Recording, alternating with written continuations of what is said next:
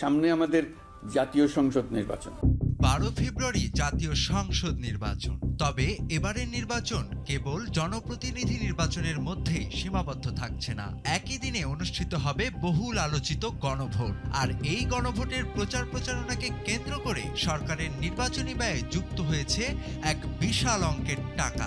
নির্বাচন কমিশনের বাজেট শাখার বরাতে জানা গেছে, গণভোটের প্রচারণার জন্য সরকার 6টি মন্ত্রণালয়কে প্রায় 140 কোটি টাকা বরাদ্দ দেয়া হচ্ছে। দেশের মানুষের দৃষ্টিশক্তিকে সুরক্ষিত রাখার প্রত্যয় নিয়ে এলো সেফ এলইডি লাইট।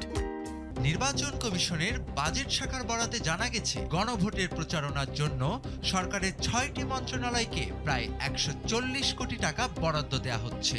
সবচেয়ে বেশি বরাদ্দ পাচ্ছে এলজিইডি, যার পরিমাণ 72 কোটি টাকা। এছাড়া সংস্কৃতি বিষয়ক মন্ত্রণালয় 46 কোটি টাকা, ধর্ম মন্ত্রণালয় 7 কোটি টাকা এবং তথ্য মন্ত্রণালয় 4 কোটি 71 লাখ টাকা বরাদ্দ পেয়েছে। আবার সমাজ কল্যাণ মন্ত্রণালয় 4 কোটি 52 লাখ এবং মহিলা ও শিশু বিষয়ক মন্ত্রণালয় 4 কোটি 34 লাখ টাকা বরাদ্দের অপেক্ষায় রয়েছে, যা অর্থ মন্ত্রণালয়ের অনুমোদন পেলেই ছাড় দেয়া হবে।